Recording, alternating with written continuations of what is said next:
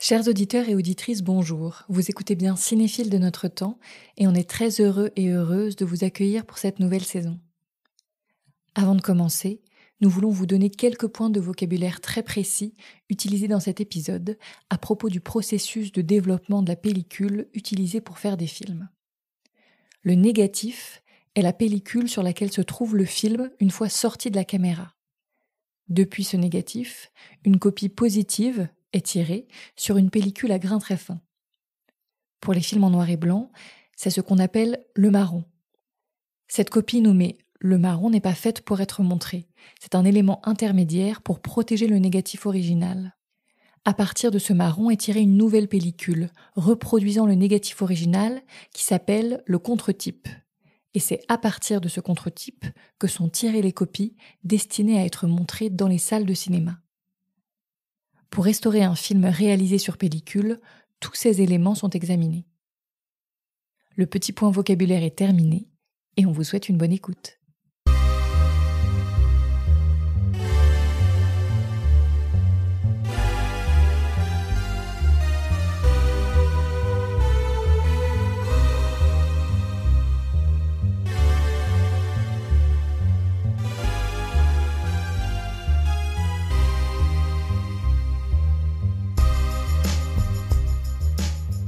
Notre invitée est d'abord un regard, qu'elle pose sur les gens qu'elle filme, mais surtout les gens avec qui elle travaille. Elle tisse des portraits des hommes et des femmes qui l'accompagnent, comme elle tisse l'image et la lumière des films qu'elle fabrique. Lorsqu'on l'écoute raconter son métier, on a l'impression qu'elle s'agrippe aux gens, comme elle s'agrippe à la lumière pour en faire naître une forme, un sens, une émotion, et enfin surtout une image. Une image très précise et très technique, mais surtout très sensible. Une image où l'on sent le regard de quelqu'un de profondément attentif. Et peut-être aussi, pour reprendre vos propres mots, une image de quelqu'un qui n'a pas peur du noir. Aujourd'hui, nous allons essayer de dresser votre image, Caroline Champetier, votre portrait en tant que directrice de photographie, un métier que vous exercez depuis de nombreuses années chez les plus grands réalisateurs et réalisatrices, mais aussi en tant que directrice de restauration, car c'est à l'occasion de la ressortie en salle du film de Jacques Rivette, L'amour fou, en cet automne 2023, que vous nous faites la joie d'être notre invitée. Et enfin, nous allons surtout dresser votre portrait en tant que cinéphile, car c'est ce que nous faisons dans notre émission depuis plus de 4 ans.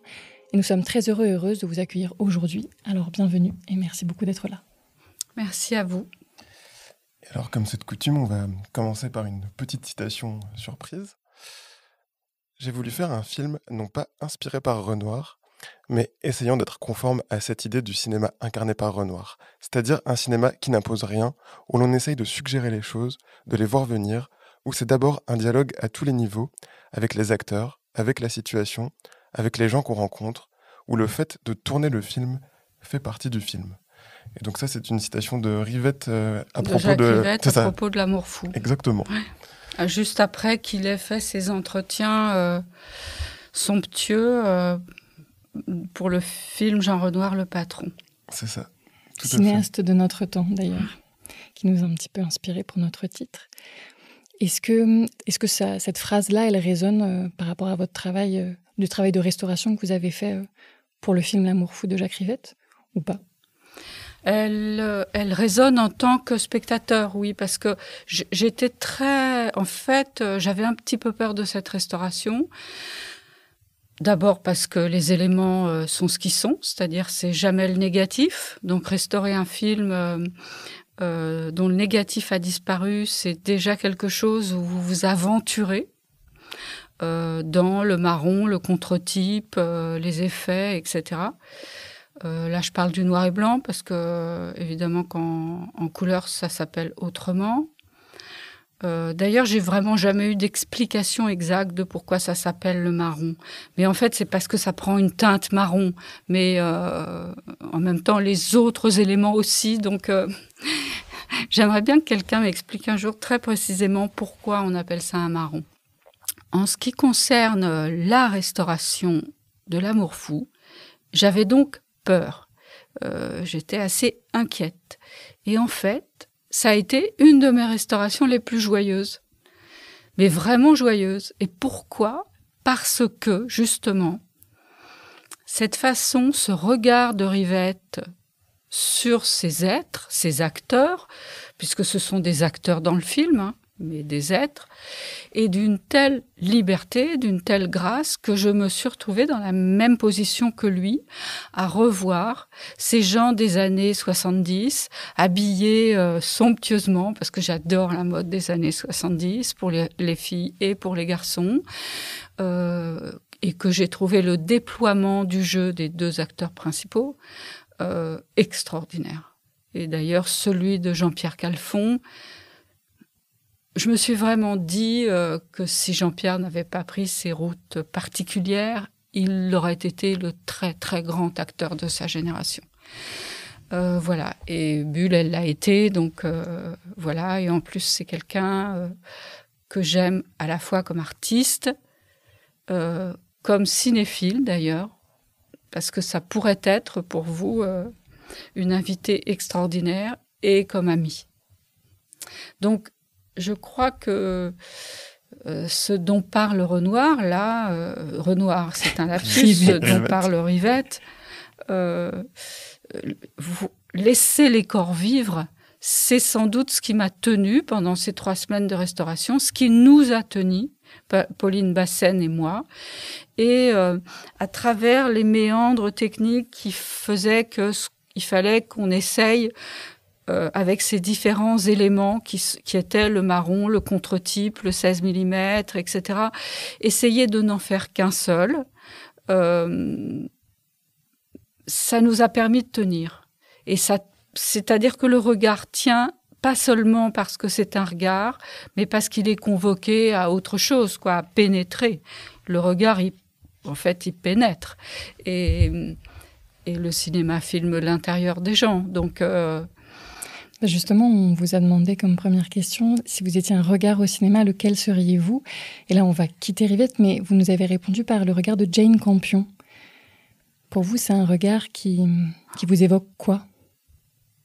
C'est ça, une immense profondeur, quelque chose qui regarde les apparences, puisque les apparences sont la première chose qu'il vous est donné de voir, mais qui pénètre très vite au-delà des apparences pour aller très loin, pour revenir aux apparences. J'ai l'impression, souvent, quand je regarde les films de Jane Campion, que cette spirale du regard, qui est quelque chose, oui, qui s'arrête, s'approfondit, revient, elle est là, elle est souvent là. Et puis j'ai eu envie de citer cette cinéaste que je trouve majeure, voilà, mais après j'aurais pu dire le regard de Manet, ou vous voyez, il y a beaucoup de regards qui convoquent chez moi à la fois une admiration pour celui qui regarde, c'est-à-dire ça peut être Jane Campion et ça peut être Manet, mais surtout qui me ramène à quelque chose de ce que j'estime être le regard et qui est cet exercice pour moi. Et est-ce que ces regards qui comptent beaucoup pour vous, ils agissent comme des boussoles aussi dans votre travail? Ou en tout cas, comme spectatrice, vous y revenez assez souvent? Inconsciemment, certainement. Parce que là, dans la citation que vous venez de me lire, à vrai dire, je pourrais très bien la rapprocher de la peinture de Manet. C'est-à-dire que Manet est quelqu'un qui filme les corps des gens. Ayant fait un petit film sur Berthe Morisot, et je me suis confrontée au fait de filmer les toiles de Manet, mais c'était incroyable. J'avais l'impression que les personnages étaient avec nous sur le plateau. Donc, quelquefois, je devais recouvrir les toiles en partie pour que cette présence ne soit pas trop forte. Donc, cette présence des corps, Manet se la pose comme Rivette se la pose. Rivette disait souvent, je veux voir les bras des acteurs. J'ai besoin, pour entendre un acteur, de voir ses bras jusqu'à ses mains. Il me disait ça quand nous tournions La Bande des Quatre. C'est vraiment clair que le corps... C'est aussi un regard qui prend en entier, et c'est autant présent chez Rivette que chez Jane Campion. Quand je dis qu'il prend en entier, c'est-à-dire qu'il prend aussi dans toute la complexité des êtres. Oui, absolument. Et moi, je voulais vous demander quand est-ce que vous l'avez découvert, Jane Campion, et quand est-ce que ce regard a commencé à vraiment travailler sur vous? Je l'ai découvert avec ses premiers films arrivant en France, Sweetie, voilà, c'était même sidérant qu'une femme ait cette liberté de présenter justement un corps qui était difficile, cette rousseur, cette sauvagerie. J'ai souvent pensé que Jane Campion avait pu ou su devenir la cinéaste qu'elle était parce qu'elle vivait en Nouvelle-Zélande, très loin des capitales, vous voyez, Paris, Tokyo, New York, etc., très loin de la mondanité, en fait, voilà, qui est quelque chose que j'ai en horreur, et ouais, très loin de la mondanité. Oui, c'est quelque chose qu'elle dit qu'elle fuit souvent. Je ne savais pas qu'elle le disait. Et c'est aussi moi, c'est sa sauvagerie, et je la ressens comme ça, immédiatement. Oui, c'est ça qui transpire de ces images, je trouve, c'est comme si les images arrivaient pas très bien à contrôler toute la force de l'émotion qu'il y avait dedans et toute la violence parfois qu'il y avait dedans. Enfin, je pense par exemple à Bright Star, où il y a des émotions extrêmement fortes contenues dans des images qui sont très belles, mais c'est presque, je sais pas, ça déborde. Ça frémit. Oui. Ah oui, mais c'est tenu, hein. Ça déborde, mais c'est tenu. Alors, après, en deuxième question de ce petit portrait chinois, on vous a demandé si vous étiez une ombre ou un noir au cinéma. Et alors là, vous nous avez répondu par Les Noirs de David Lynch, donc au pluriel. Ce que je trouve très intéressant, parce que effectivement, le noir habite toute sa filmographie, et il y en a de différentes natures, faites sur différents supports, donc... Qu'est-ce que vous vouliez dire par ça, justement ? Je voulais dire que c'est là que j'ai compris, mais alors là, c'est plus tard, hein, parce que Lynch, c'est plus tard dans ma vie à la fois de spectatrice, de cinéphile et même de directrice photo. Quand j'ai vu les premiers films de Lynch, je me suis dit, ah oui, ces noirs sont possibles. C'est-à-dire que jusqu'à ce moment-là, les noirs, et puis c'était un peu une loi du genre, c'est-à-dire les opérateurs, hommes, masculins, ce qu'ils aiment, c'est les beaux noirs. Le beau noir, c'est quelque chose qui serait presque phallique. Il y a quelque chose du beau noir qui vous arrive dessus d'une certaine manière. Qui serait profond, un peu mat ou un peu non, très... vraiment... Oui, d'accord. Qui vous arrive dessus. Oui. Alors que justement, les noirs de Lynch sont profonds, sont mat, sont profonds dans le sens où il y a un noir, et puis on discerne dans le noir et on peut s'enfoncer dans le noir. Et donc, j'aime ça. J'aime qu'il y ait des noirs légers, des noirs lourds, des infranoirs.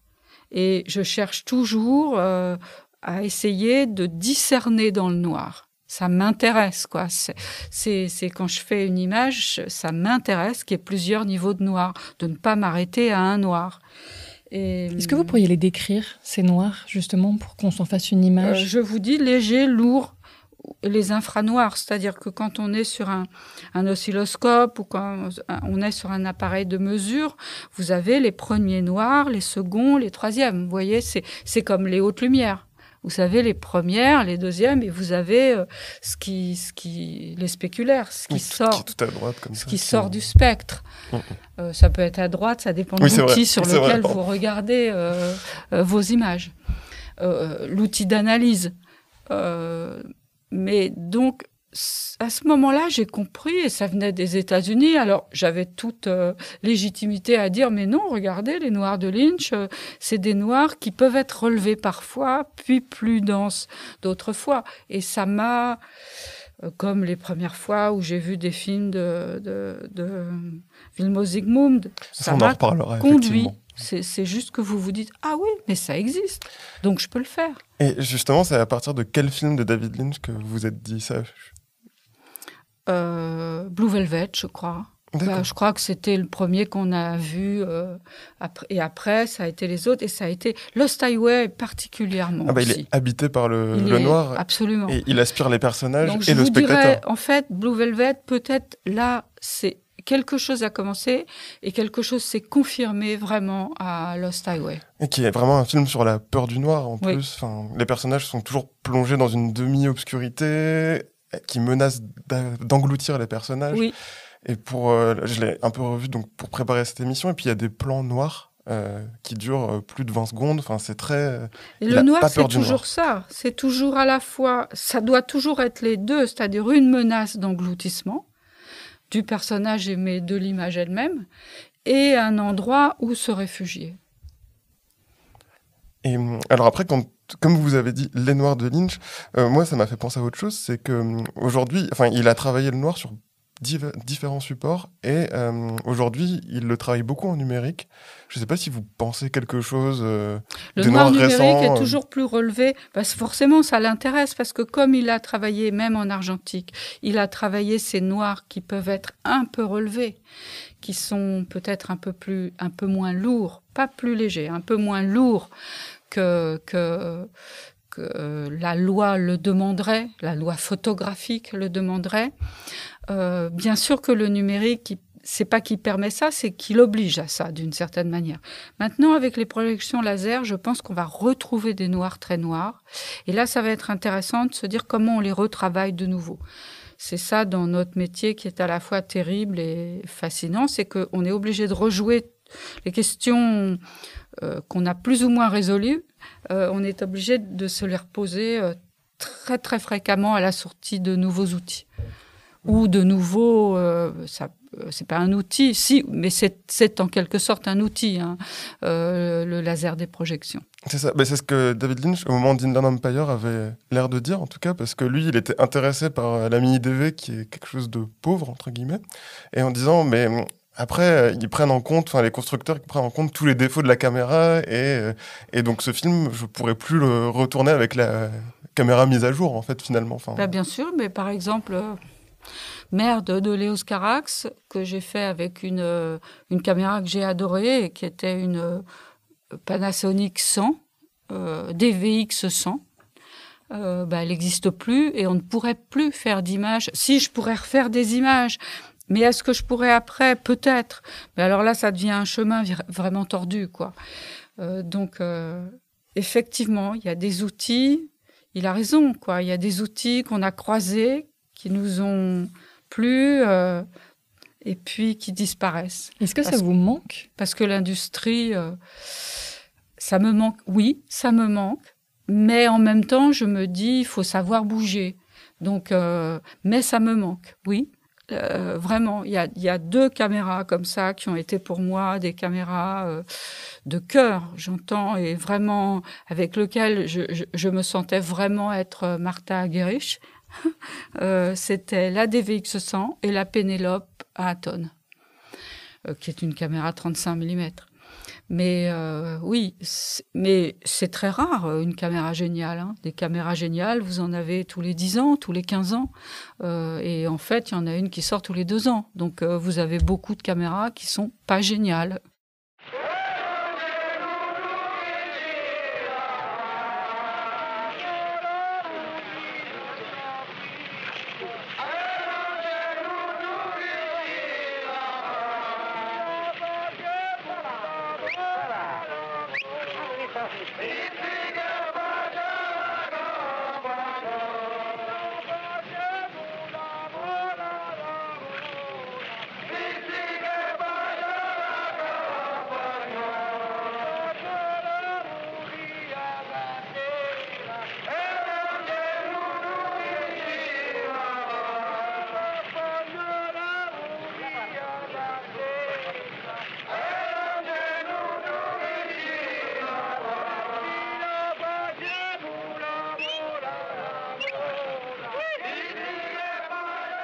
Lorsqu'elle étudiait encore le cinéma à l'école, notre invitée avait pour habitude d'exercer son regard en allant revoir les films, même les plus opaques à ses yeux. Pour nous, elle se souvient d'une séance un peu particulière du terrible Stromboli de Rossellini qui, pour de drôles de raisons, fut une révélation.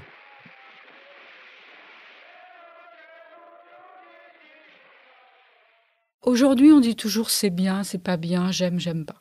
C'est quelque chose... Moi, j'avais de grandes conversations avec Claude Jean-Philippe là-dessus, une grande difficulté à comprendre Rossellini. Je trouvais que c'était à côté, ça pouvait être de Visconti, d'Antonioni, qui tout de suite me parlait parce qu'il y avait quelque chose dans l'image, dans les personnages que je comprenais, auxquels j'adhérais. une sorte de magnificence. De flamboyance. De flamboyance. La grande austérité et en même temps la profondeur de Rossellini m'échappait un peu. Et donc, je retournais voir les films 1 fois, 2 fois, 3 fois. Et ça devait être la 3e ou 4e fois que j'allais revoir Stromboli dans un cinéma qui n'existe plus, qui s'appelait le Cluny. Vous savez, c'est au bout du boulevard Saint-Germain. C'est devenu un magasin de jeux vidéo, je crois. Et c'était l'après-midi, en fin d'après-midi, on avait fini les cours. Donc, il n'y avait pas énormément de monde. Je me mets toujours dans les 3 premiers rangs ou 4 premiers rangs.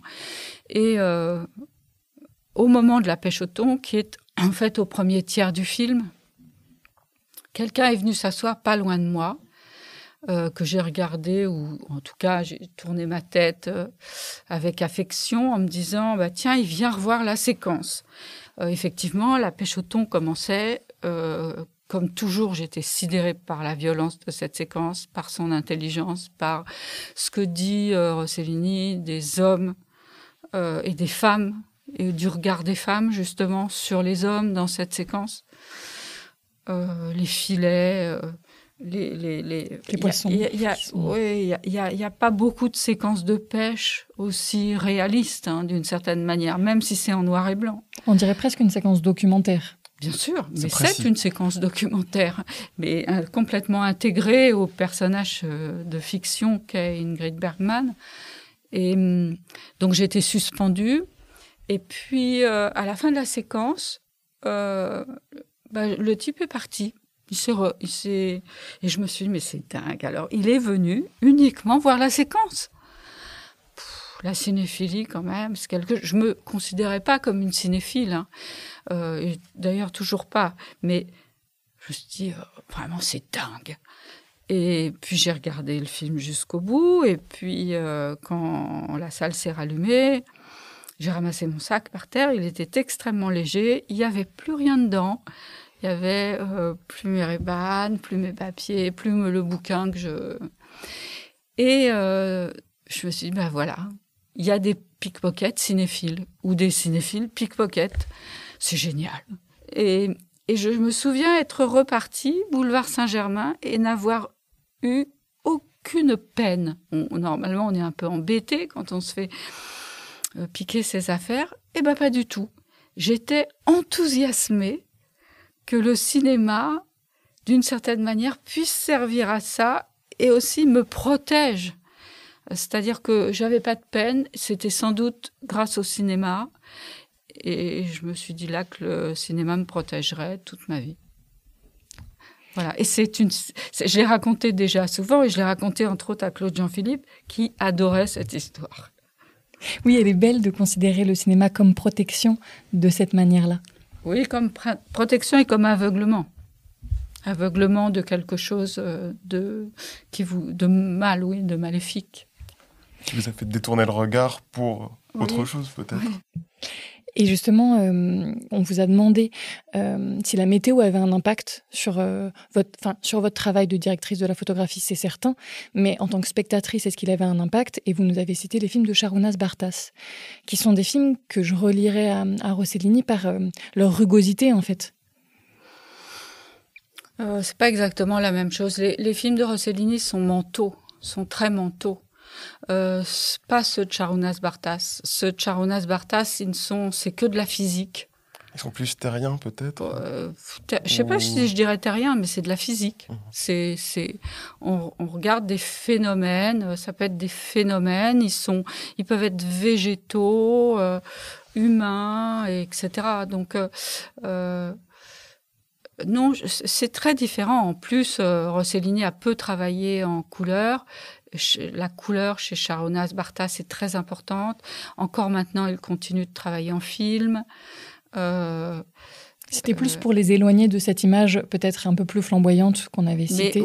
Mais d'abord parce que étudiante à l'IDEC, c'est pas 20 ans après. Vous voyez, moi, je découvre Sharunas Bartas 20 ans après, donc je le connaissais pas quand j'avais 22 ans et que j'étais à l'IDEC. Il était d'ailleurs lui-même très jeune et peut-être pas, et sans doute pas encore cinéaste. Donc ça, c'est comment ça progresse.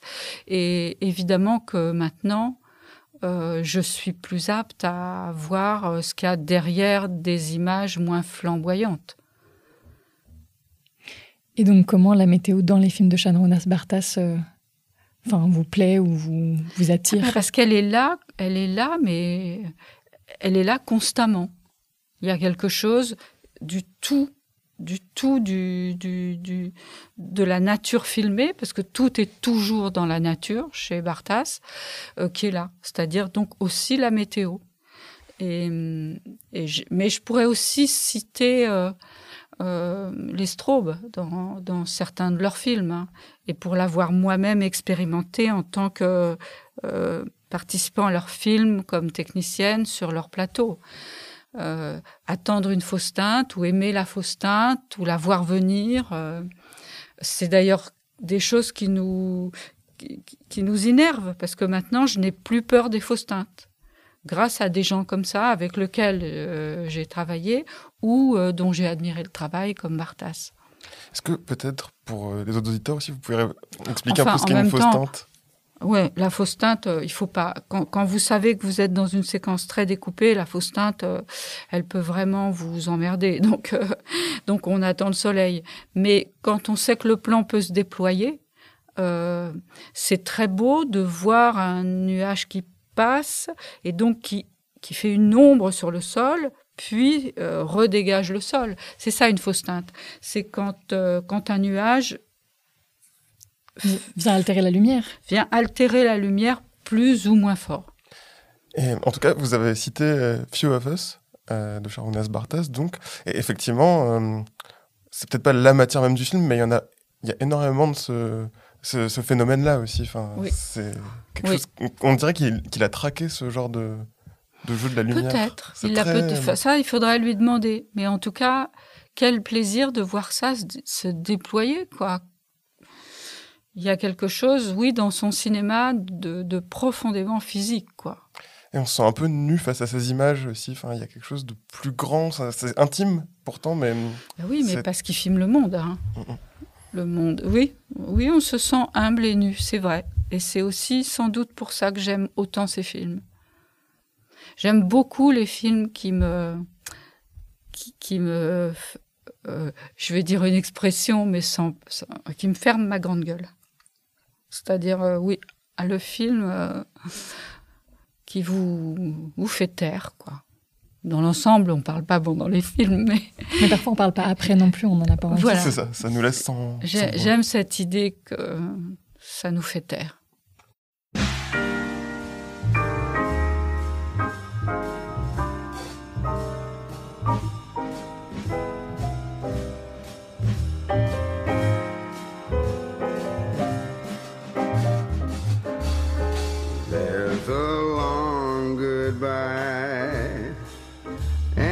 Happens every day when some passerby invites your eye to come her way. Even as she smiles a quick hello, you let her go, you let the moment fly. Too late you turn your head, you know you said the long goodbye. Can you recognize the theme? On some other street, two people meet as in a dream, running for a plane through the rain. If the heart is quicker than the eye, they could be lovers until they die. Parmi les films qui font taire, il y en a cependant un au sujet duquel notre invité est intarissable. Il s'agit du Privé de Robert Altman. Ici, elle nous raconte pourquoi la lumière de ce film, réalisé par le légendaire directeur de photographie Vilmos Zsigmond, fut une révélation pour elle qui continue à la hanter. C'est la première fois où j'ai senti que l'opérateur avait tout pouvoir sur quelque chose d'incroyablement insaisissable et qui est l'ambiance. Et l'ambiance, c'est pas psychologique.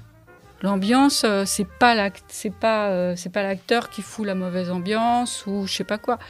L'ambiance, c'est physique. Oui, c'est quelque chose où justement le jeu de l'acteur va se déployer, quelque chose du film qui n'est pas le film, mais qui entoure le film ou qui soutient le film. Et donc, oui, ce terme ambiance appliqué à ce que je savais faire, que je devais savoir faire, la lumière, là, ça a été une révélation. Et alors Parce que le film ne serait vraiment pas le même, éclairé par quelqu'un d'autre que Zsigmond. Parce qu'on pouvait l'éclairer de façon différente. Hein. Le fait que ce soit, par exemple, dès qu'il sort, il y a cet appartement des filles très lumineux. Bon, c'est eux qui ont choisi ça, de faire briller ces filles. Vous voyez, donc, alors que lui, il était avec son chat dans sa cuisine, dans cette espèce de semi-obscurité ou semi-clarté. Tout dans le film est quelque chose qui est choisi, dont je ne suis pas sûre que ça a été discuté avec le metteur en scène, mais qui induit incroyablement le film et ce qu'on en ressent. Et justement, vous aviez dit que dans ce film, la lumière, c'est le décor, justement. Donc, est-ce que c'était ça aussi la révélation, le fait que ça... Non, c'est le décor. Oui, enfin, c'est pas le décor parce qu'il y a un décor. Mais la lumière, c'est pour ça que je parle par exemple de l'appartement des filles, etc. La lumière le sculpte complètement. Donc, oui, c'est là que j'ai saisi le pouvoir de l'opérateur, enfin du directeur photo. Après, il y a certainement d'autres films que je pourrais citer et où je ressens ce pouvoir s'exercer, mais le comprendre aussi intimement dans un film qui n'est pas un film, vous voyez, c'est pas un film de Visconti, quoi. Si je vous disais, oui, c'est dans Le Guépard, on dirait, ouais, d'accord, elle est gentille, mais bon, elle a pas tous les jours l'occasion de tourner dans des décors du Guépard. Alors que le privé, si. Pourquoi ? C'est des appartements, c'est un appartement, ils sortent de son appartement, il y a des rues. Bon, évidemment, il y a une plage. Cette plage, elle est incroyablement intelligemment éclairée. Il n'a pas du tout joué, vous voyez, il n'a pas déployé les grands moyens et fait venir la lumière de derrière la mer, par exemple. Il s'est dit, bah oui, il y a des maisons sur bord de mer, et ces maisons, elles éclairent jusqu'où elles peuvent éclairer, et pas plus loin. Et bien ça, c'est génial. Parce que beaucoup d'opérateurs veulent aller trop loin. Et là... Trop éclairé, vous voulez dire ? Oui, trop éclairé, mais trop loin. Trop loin avec la lumière. Vous voyez, là, il y a un front de mer, il y a des maisons qui éclairent, particulièrement celles des protagonistes, et ça éclaire jusqu'où ça peut. Après, c'est noir. C'est gonflé de faire ça. C'est vrai qu'en plus, Vilmos Zsigmond était réputé pour travailler beaucoup avec des lumières directionnelles, à tenter des choses comme ça. Et puis, il a aussi un traitement de la pellicule, notamment pour ce film. Je crois qu'il l'a flashé. Pas pour le privé. Ah, pas pour le privé ? Non, c'est pour John McCabe and Mrs. Miller. C'est là où il s'est dit, oui, on va flasher, c'est-à-dire que la pellicule... Et ça, c'est toujours une histoire de noir. Les noirs, c'est quand même l'ennemi de l'opérateur. Plus maintenant, puisqu'il y a plus... Enfin, vous voyez, les caméras nous permettent tout. Et donc, pour relever les noirs, pour les amener à Lynch, en quelque sorte, 30 ans avant, ou 20 ans avant, il expose la pellicule, et du coup, quand vous la réexposez, le niveau de noir a un petit peu monté. Mais il y a également beaucoup de grains. Il y a énormément de choses très gonflées dans John McCabe and Mrs. Miller. Et moi, j'ai une question, parce que vous dites que le noir, c'est l'ennemi de l'opérateur. C'est l'ennemi de l'opérateur parce que ça pourrait engendrer une incompréhension du spectateur, enfin, de plonger un spectateur dans le noir et donc de perdre le fil. Oui, mais vous n'allez pas jusqu'au spectateur. Il y a des directeurs photos qui se sont fait virer et il y en a à l'appel à Hollywood et ailleurs, même en France. Je ne vais pas vous citer des noms auxquels on a demandé de quitter le film parce que ce qu'on voyait, on ne voyait pas assez. Parce que tout est... Aujourd'hui, on voit tout puisqu'on a l'écran en direct. Encore faut-il qu'il soit bien réglé, etc. Mais là, on travaillait caméra obscura. Donc, il fallait faire confiance. Et après, quand vous voyez au rush que votre image, elle est très sous-exposée, confier le film à quelqu'un qui vous a sous-exposé des images, pour un producteur, c'est compliqué. Donc, voilà. Il fallait la connaître, cette limite. Et ça, c'est ce que fait magnifiquement Vilmos Zsigmond, et qui après inspire des gens comme Bruno Nuiten, etc.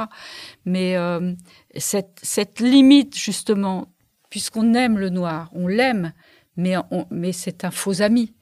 Donc, ce qu'il faut, c'est vraiment en même temps savoir que c'est avec le tirage positif que vous redescendrez un petit peu vos noirs.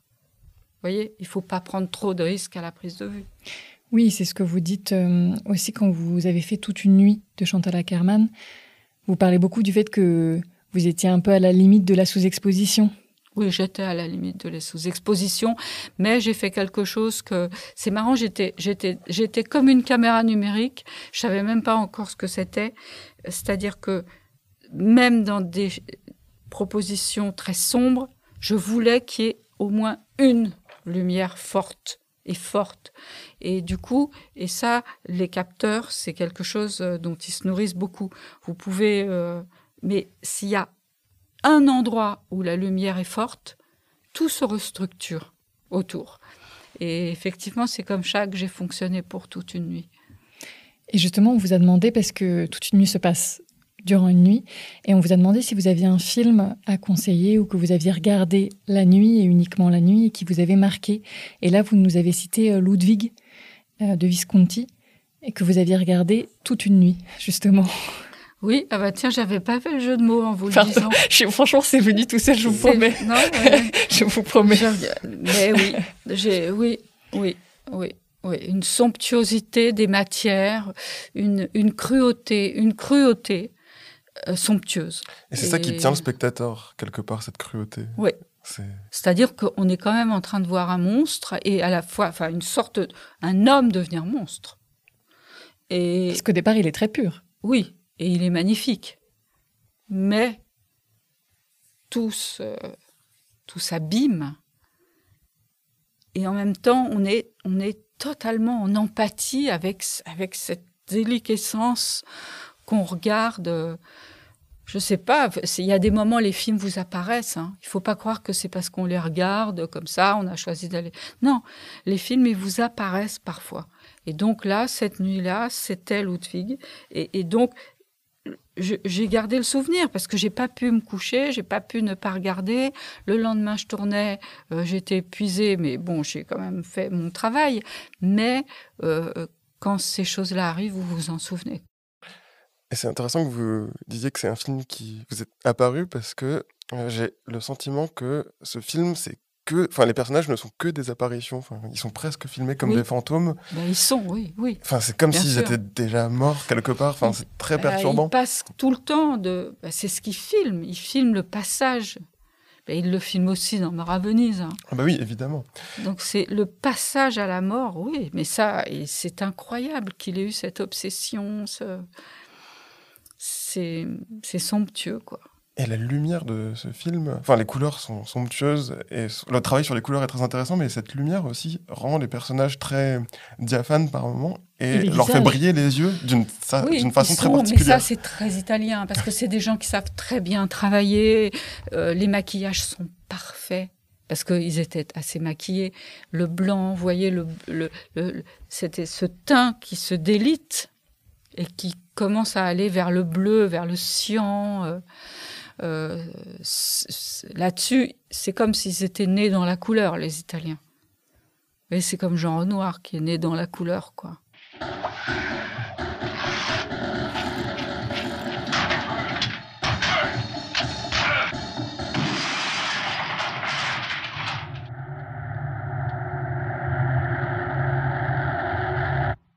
Pourquoi tu te débarrasses pas de moi? Après la couleur, plongeons dans le grain du noir et blanc.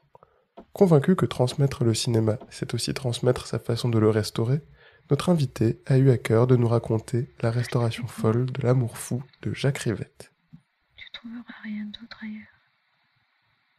Tu me chercheras toujours. Alors reste avec moi. Retourne-toi, serre-moi. Ne regarde pas dehors. C'est une aventure parce que le négatif a brûlé. Le négatif a brûlé dans l'incendie du laboratoire GTC en 1973. Donc, vous savez que vous ne partez pas d'un élément original, ce qui est déjà, pour une restauration, une aberration. Donc, vous oubliez l'élément original. Et qu'est-ce qui reste? Le marron, le contre-type, et après le positif. Heureusement, il y avait, je crois, 9 bobines de marron qui étaient encore disponibles, et puis après 6 bobines de contre-type.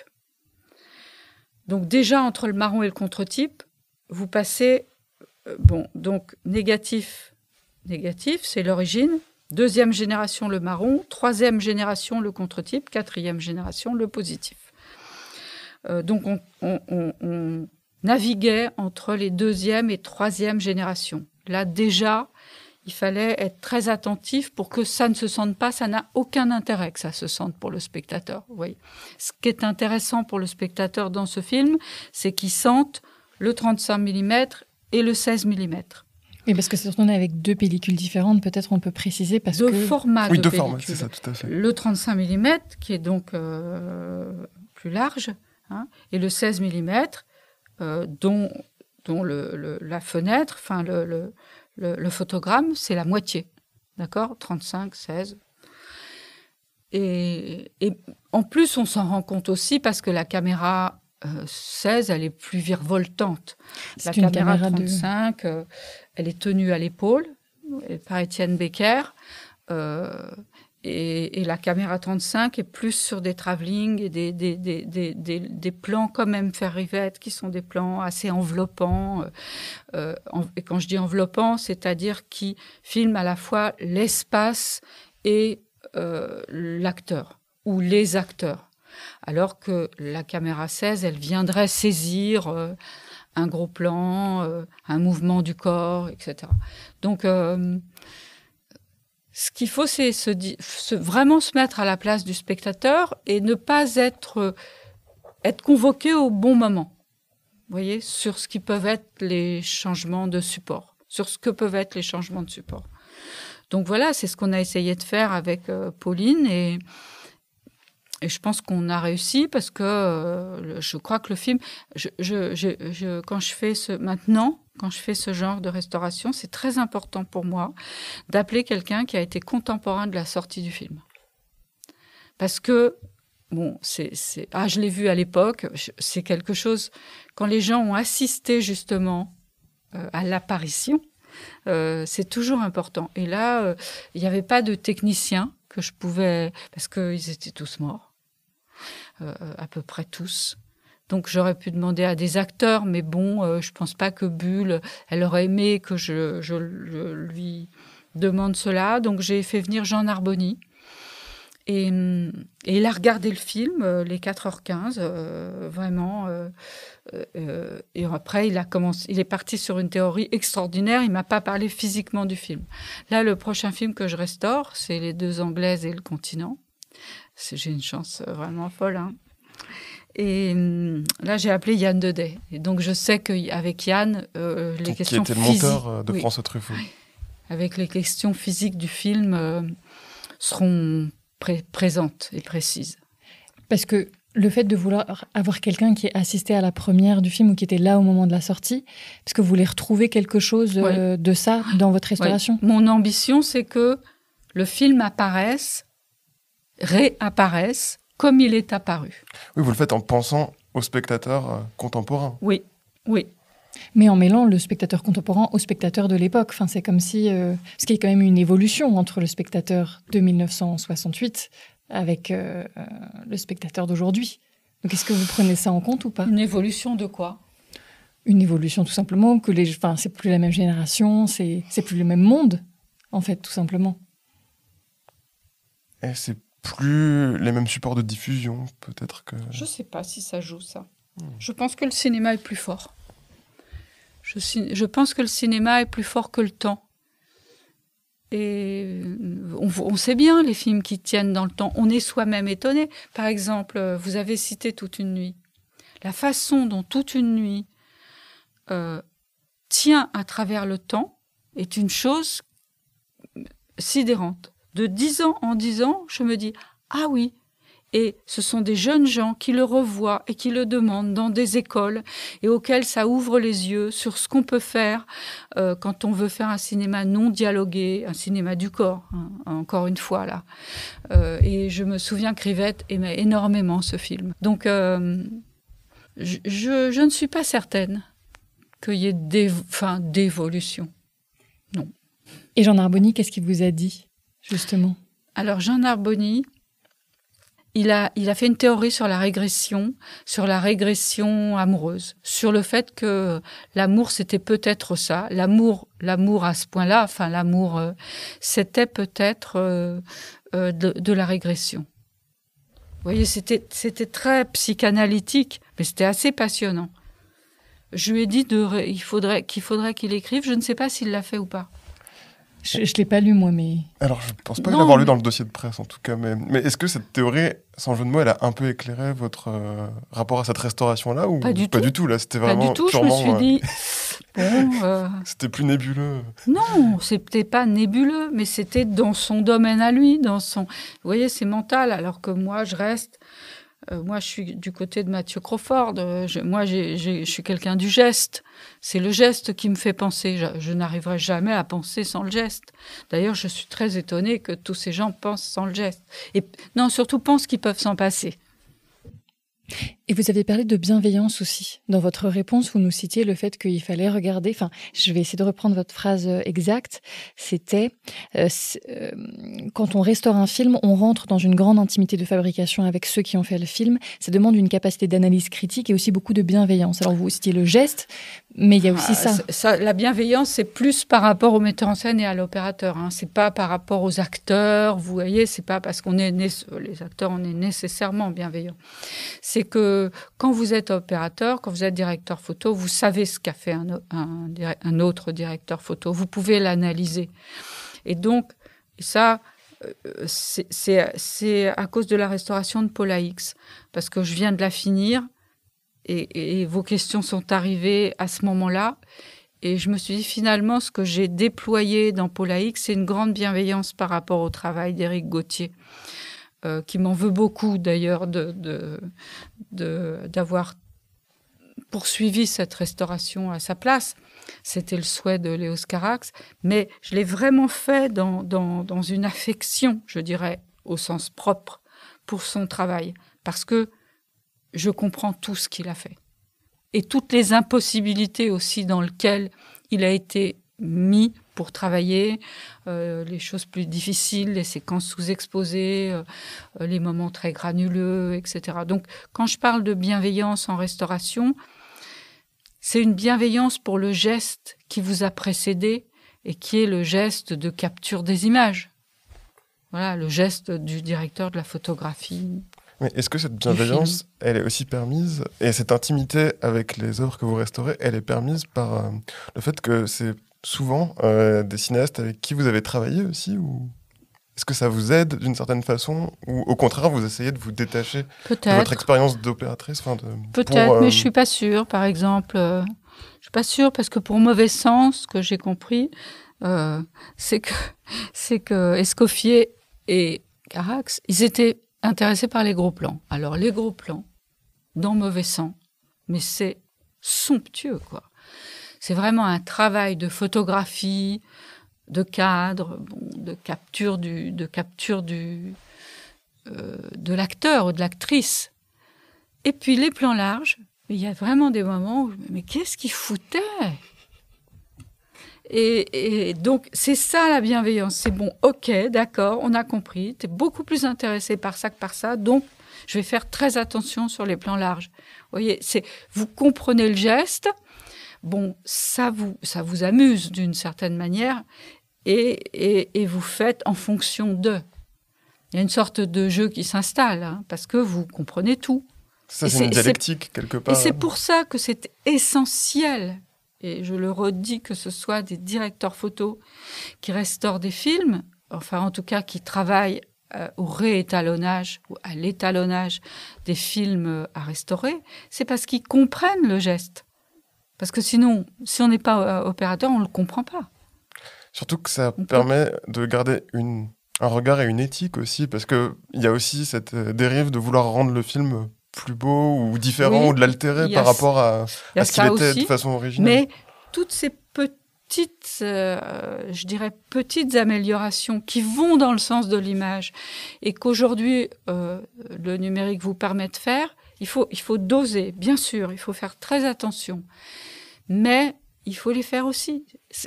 De toute façon, la chose est simple et pure, c'est qu'il faut que le spectateur, et c'est pour ça que c'était un truc que me disait Desplechin, avec irritation parfois, oui, tu es une très bonne spectatrice. Quand je travaillais avec lui sur La Sentinelle, oui, je suis une spectatrice. C'est-à-dire que quand je travaille, cet autre moi est là et il me soutient dans le regard que j'ai sur ce que je filme. Il faut que ce soit simple, il faut que ce soit... Le spectateur, il doit ressentir, comprendre, et puis passer au plan suivant, vous voyez.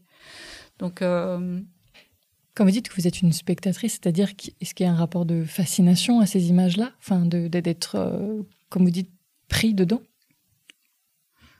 Non, mais je sais pas, c'est comme quelqu'un qui escalade ou c'est quelqu'un qui a vraiment l'oreille intégrale. Je pense que j'ai quelque chose avec la pulsion scopique qui est extrêmement particulière et que je n'ai cessé de rejouer tout le temps.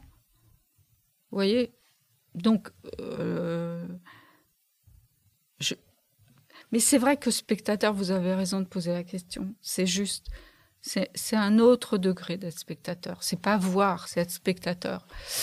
C'est assister, c'est vouloir, c'est comprendre. C'est à partir du moment où l'image est là, comprendre. Vous voyez, l'englober. C'est-à-dire comprendre l'image en elle-même ou comprendre le flux dans lequel elle se... Comprendre l'image. Le flux vous est donné par le film lui-même. Mais, et c'est cette spectatrice-là que vous êtes au moment de la restauration? Vous l'êtes au moment de directrice de la photo, mais vous l'êtes aussi au moment de la restauration? Oui. Il faut que le spectateur comprenne. Oui. Et est-ce que vous l'êtes en tant que cinéphile? Et alors, il y a des cinéastes qui le sont, mais de façon obsessionnelle. Par exemple, Truffaut. Je me souviens, sur La femme d'à côté, il y avait une séquence où Fanny Ardant est sur son lit d'hôpital après sa dépression. Et il y a une visite du personnage de Depardieu. Eh bien, dans une chambre d'hôpital, le goutte à goutte est toujours du côté de la porte. Parce que les soignants, quand ils arrivent, il faut qu'ils puissent bouger le goutte à goutte. Mais il se trouve que Depardieu venait s'asseoir à gauche. Donc, on a mis le goutte à goutte à droite. Je me suis permis de dire, mais il n'y a jamais de goutte à droite. Et là, Truffaut a dit, non, mais il faut que le spectateur comprenne tout de suite que le goutte à goutte, c'est Fanny qui a besoin du goutte à goutte. C'est pas Gérard. Vous voyez, c'est étrange. Enfin, c'est étrange. Je ne sais pas si un autre cinéaste d'abord, il se serait posé les questions autrement. Qu'est-ce qui est juste et pas juste? Mais c'est comprendre tout de suite. Et ça, je ne l'applique pas de cette façon-là. Mais c'est intéressant de savoir que oui, un spectateur, il verra le film une fois. Il faut que chaque image, il aille... puisse être comprise, quoi. Et c'est ça la direction de la photographie. C'est la direction de la photographie. C'est un sacré pouvoir. Et c'est une direction de regard, quelque part. C'est ça. C'est ce que je veux vous dire.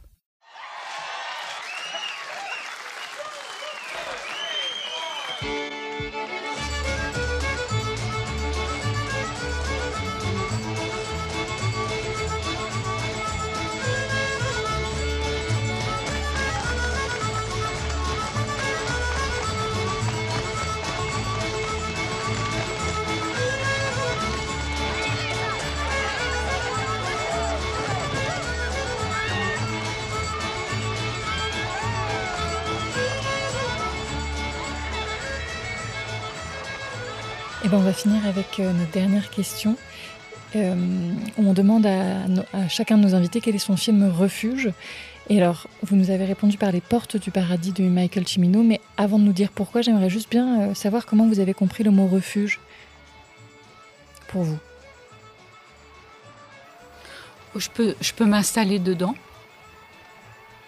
Alors pourquoi ? Parce qu'il est long. Comme ça, j'ai vraiment beaucoup de temps. J'ai beaucoup de choses à regarder. Je peux analyser énormément de choses parce que entre le jeu des acteurs, les différentes séquences, le travail des uns et des autres, de décors, de costumes, j'en ai pour un bon moment, quoi. Et en même temps, il y a un plaisir immense de spectateur aussi. Enfin, il y a un mouvement, il est très romanesque ce film. Ouais, je ne sais pas si on refera des films comme ça. Mais il se regarde dans un souffle, justement. Ouais. Oui, exactement. Quel film. Bon, il y a aussi Il était une fois l'Amérique. Mais bon, je pense que je mets Les Portes du Paradis au-dessus en tant que refuge. Et c'est la lumière de Vilmos Zsigmond aussi. Oui, c'est vrai. Que vous pouvez nous en dire quelques mots de cette lumière et de ces choix très particuliers qui ont été faits. Elle accompagne totalement le film. Et vous voulez que je vous dise, je vous avoue, j'avais oublié que c'était Zsigmond. C'est-à-dire le film est tellement pour moi comme ça une sorte de splendeur, justement, de refuge, que je ne pensais plus à lui. En même temps, c'est sa force, c'est qu'il est dans une telle symbiose avec Cimino, avec le sujet, avec le film, oui. Avec tout ça, qu'il arrive à se faire oublier, alors même qu'il a quand même laissé sa marque de chef opérateur, et en partie avec ce film. Donc c'est ça qui est très intéressant. Ah oui, il l'a laissé sur aussi beaucoup d'autres films. Évidemment. Mais ce film, il est hors norme, c'est vrai. Et c'est une image avec une épaisseur et une profondeur aussi. Enfin, on sent la fumée. Oui. Il y a des espèces de filtres qui empêchent de regarder. En même temps, on voit très très loin dans l'image. Très difficile la fumée. Oui. Très difficile. Et tout ça, le les travail Américains savent faire. est incroyable. Vraiment, j'avais oublié à quel point ce travail sur la fumée était magnifique dans le film. Vous avez raison. Ça m'a énormément frappé. Et pourquoi c'est très difficile la fumée ? Parce que ça se dissipe. Parce que la maîtriser, parce que tout est affaire de temps au cinéma. C'est-à-dire, c'est comment vous allez tenir dans le plan, comment ça va tenir dans le plan. Donc la fumée, on la lance au dernier moment, on attend un peu, on dit c'est bon, mais le temps du plan, elle s'est dissipée. Alors il y a ça, et puis il y a les raccords. C'est-à-dire que quand vous devez recommencer, et à ce moment-là, ils n'avaient pas les écrans pour vérifier le niveau de fumée. Hein. Donc... c'est immatériel, c'est magnifique. Il y a un spectacle de Gisèle Vienne comme ça, où il y a de la fumée qui se déploie dans le théâtre. C'est extraordinaire. C'est un très beau matériau. Ça amène de la matière à l'image, beaucoup. Et ça, on ne sait pas faire, nous. Franchement, comme dit Godard, on ne sait pas faire. Eh ben, merci beaucoup Caroline Champetier. Et on en profite juste pour remercier Audrey Grimaud d'avoir rendu cet entretien possible, Élodie Imbaud de la Cinémathèque de nous permettre d'enregistrer ici, et Gabriel Régnier pour sa musique.